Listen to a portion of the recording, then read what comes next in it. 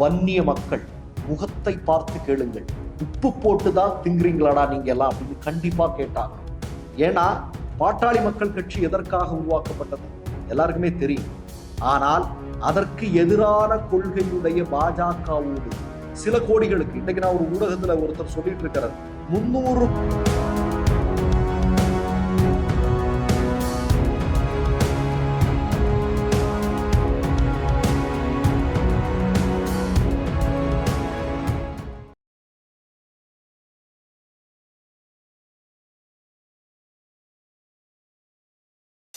Mister perfect extra gold திருமணமான ஆண்களுக்கு திருப்பு முனையை ஏற்படுத்தும் ஹலாலான இயற்கை வியாகரா.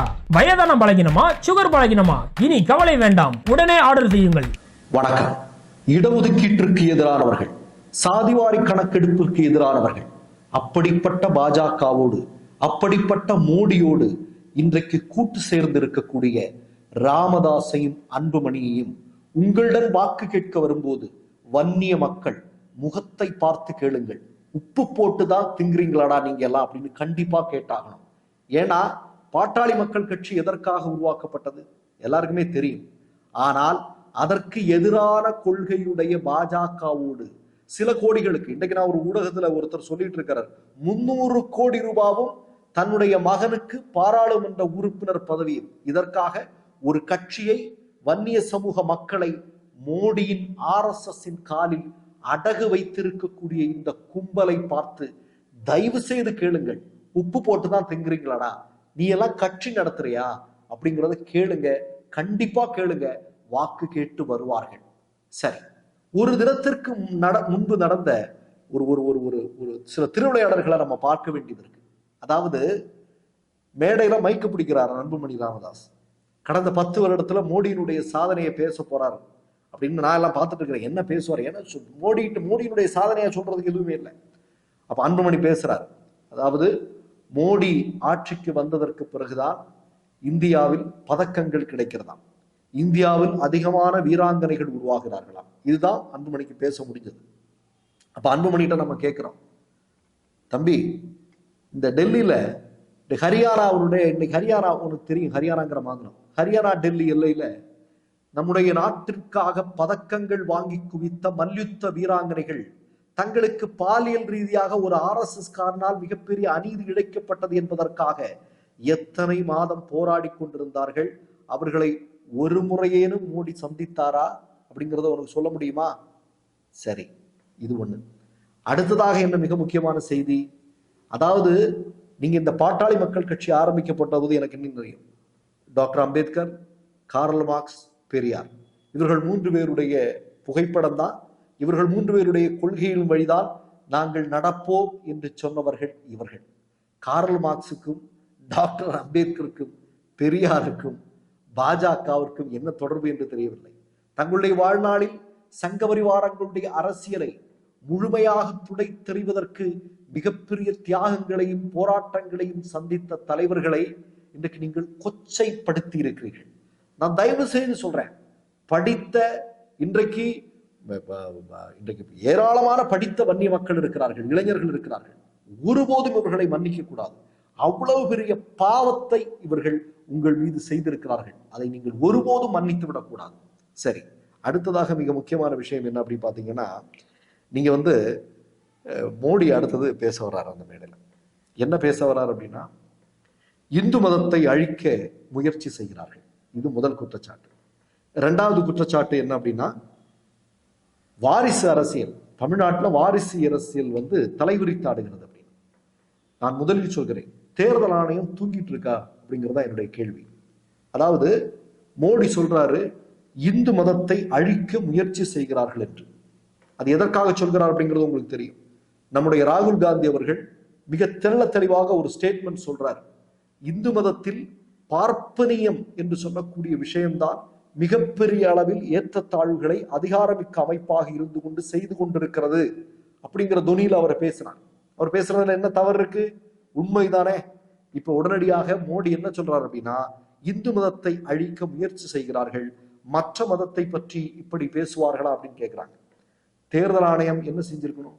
இப்போதே அவர் மீது என்ன 153A செக்ஷன் வழக்கு பதிவு செய்ய வேண்டுமா வேண்டாமா? ஏன்னா தேர்தல் காலத்துல மதத்தினுடைய பெயர்லையோ சாதியினுடைய பெயர்லையோ பிளவாதமோ ஒருத்தர் நடத்தினால் அவர் மீது நடவடிக்கை எடுக்கலாம் தேர்தல் ஆணையத்தின் மூலமாக. தேர்தல் ஆணையம், ஆனா தேர்தல் ஆணையம் அதை செஞ்சிருக்கா? செய்யல. ஏன் மௌனம் பார்த்துக்கணும்? அதனாலதான் உங்களுக்கு தெரியும், தேர்தல் ஆணையத்தினுடைய இந்த தேர்தல் தேதி அறிவிப்பு அன்னைக்கு நேஷனல் ஹெரால்டு பத்திரிகையினுடைய பெண் ஊடகவாளர் கேட்கிறார், நீங்க எதிர்கட்சியை சார்ந்தவர்கள் எல்லாம் தேர்தல் நடத்தை விதிமீறல்கள் வரும்போது உடனடியாக நடவடிக்கை எடுக்கிறீர்களா? ஆனால் மோடி அமித்ஷா என்ன சொன்னாலும் நடவடிக்கை எடுக்க மாட்டேங்கிறீங்களே அப்படின்னு கேட்டது. அடுத்ததாக மோடி சொல்றாரு, அதான் பெரிய காமெடி. அதாவது தமிழ்நாட்டில் குடும்ப அரசியல் ஆதிக்கம் இருக்கிறது, தலைவரித்து ஆடுகிறதா? கேவலமாக இல்லையா? இப்போது பாஜக வெளியிட்டிருக்கக்கூடிய பட்டியல்ல பாதி பேரு பாஜக தலைவர்களுடைய பிள்ளைங்க, சுஷ்மா ஸ்வராஜனுடைய பிள்ளைங்கன்னு ஒரு நீண்ட பட்டியல் நம்ம போட முடியும். அதை விட அவர் எந்த மேடையில இருந்து பேசினார் அப்படிங்கிறதா பெரிய காமெடி. அவர் பேசிட்டு இருக்கும்போதே பின்னாடி பாக்குறான், தமிழ் மக்கள் ஒட்டுமொத்தமா உன்னிப்பா கவனிக்கிறான். என்ன பாக்குறான் அப்படின்னா, பின்னாடி இருக்கிறது ஓபிஎஸ் ஓட பையன் ரவீந்திரநாத் உட்கார்ந்து இருக்கிறான், ஜி.கே. மூப்பனாரோட பையன் ஜி.கே. வாசன் உட்கார்ந்து இருக்கிறான், ஜான் பாண்டியன் இப்ப மகளை முன்னிறுத்திட்டு இருக்கிறாங்க அப்படின்னு தெரியும், பச்சமுத்தோட பையனை அரசியலுக்கு கொண்டு வந்திருக்கிறார் அப்படிங்கிறது நமக்கு தெரியும். ராமதாஸ் தான் பெரிய காமெடி. ஏன்னா அரசியல் கட்சி தொடங்கும் போது என்னுடைய வீட்டிலிருந்து என்னுடைய வாரிசாக யாராவது அரசியல்ல வந்தா என்ன முச்சந்தியில வச்சு செருப்பால் அடிங்க அப்படின்னு அன்புமணி பல்ல இழிச்சிட்டு இருக்கிற காட்சியை பார்த்தோம். அப்போ முழுக்க மேடையில வாரிசு அரசியலை வைத்துக் கொண்டு தமிழ்நாட்டில் நின்று இங்கே குடும்ப அரசியல் நடைபெற்றுக் கொண்டிருக்கிறது என்று சொன்னால் மோடியே தமிழ்நாட்டு மக்கள் எப்படி இதை எடுத்துக்கோங்க? கொஞ்சமா நமக்கு அறிவு இருக்கான்னு தான் கேட்குது. தமிழ்நாட்டு மண்ணில் நின்று கொண்டு ஃபுல்லா வாரிசு அரசியல்வாதிகளை பின்னாடி உட்கார வச்சுக்கிட்டு இங்க குடும்ப அரசியல் நடந்துட்டு இருக்குன்னு சொன்னா என்ன சொல்றது? நான் மீண்டும் சொல்கிறேன், இங்க மோடி இப்படிப்பட்ட அரசியல், அதாவது மதத்தை வைத்து இங்கே ஒரு பிளவாத அரசியலை உருவாக்குவதற்கு முயற்சி செய்திருக்கக்கூடிய சூழலில் அவர் மீது வழக்கு தொடுக்க வேண்டும். உங்களுக்கு எதாவது தெரியும் எதுல சுற்றுப்பயணம் செஞ்சுட்டு இருக்காரு மோடி? நம்ம ஏற்கனவே 2-3 நாட்களுக்கு முன்னாடி நம்ம சொல்லியிருந்தோம், இந்திய ராணுவத்தினுடைய ஹெலிகாப்டர்ல பயணம் செஞ்சுட்டு இருக்கிறார்.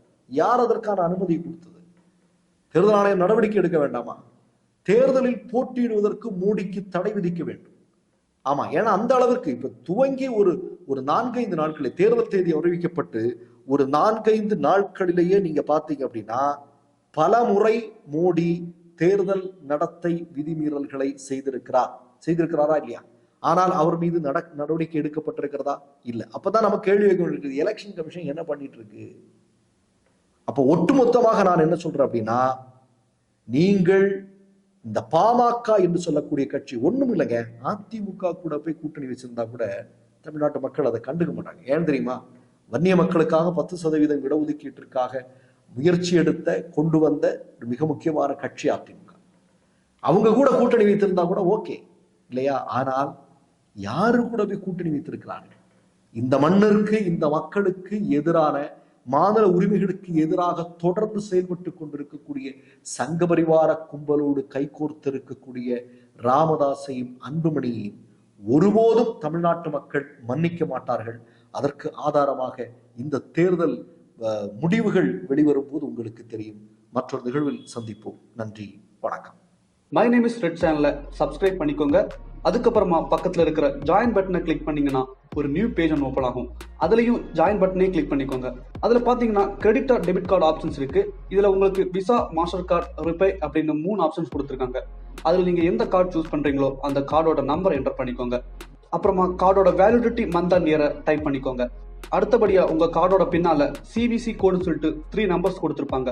அந்த நம்பர் இதுல என்டர் பண்ணிக்கோங்க. அப்புறமா அட்ரஸ் அண்ட் இன்ஃபர்மேஷன் என்டர் பண்ணிட்டு பைங்கிற பட்டனை கிளிக் பண்ணிக்கோங்க. ஒருவேளை உங்க கார்டு நம்பர் இன்வாலிட்னு காமிச்சிச்சுன்னா உங்க கார்டுல இன்டர்நேஷனல் யூசேஜை எனேபிள் பண்ணுங்க.